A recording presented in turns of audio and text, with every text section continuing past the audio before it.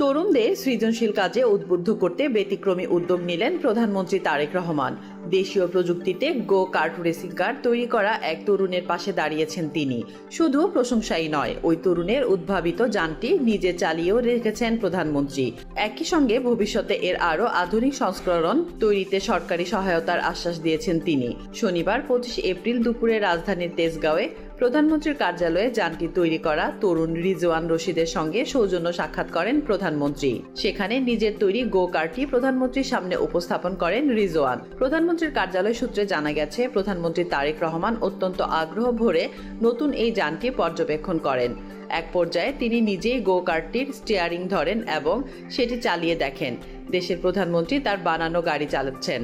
এমন দৃশ্য দেখে অভিভূত হয়ে পড়েন তরুণ রিজওয়ান রশিদ। তিনি বলেন, প্রধানমন্ত্রী তার বানানো গাড়িটি নিজে চালাবেন, এটি তিনি ভাবতেই পারেননি।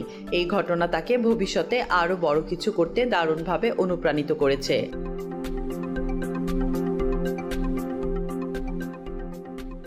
রিজওয়ান রশিদ জানান, তিনি নিজের তৈরি এই গো কারটি রাজধানীর মোহাম্মদপুর থেকে চালিয়ে প্রধানমন্ত্রীর কার্যালয়ে নিয়ে এসেছেন।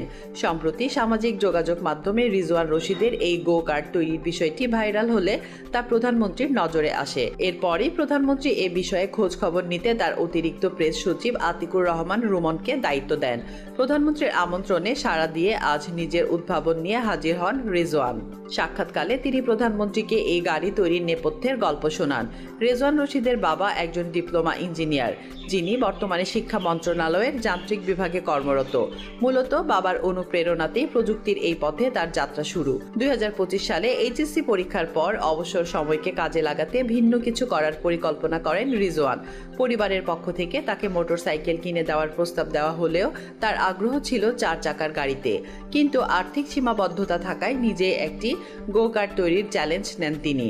গাড়িটি চালানোর অভিজ্ঞতা শেষে প্রধানমন্ত্রী তারেক রহমান রিজওয়ান রশিদের মেধা ও পরিশ্রমের ভূয়সী প্রশংসা করেন।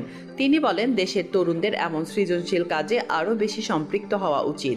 তিনি আশ্বাস দেন, এ ধরনের দেশীয় উদ্ভাবনকে এগিয়ে নিতে সরকার সবসময় পাশে থাকবে।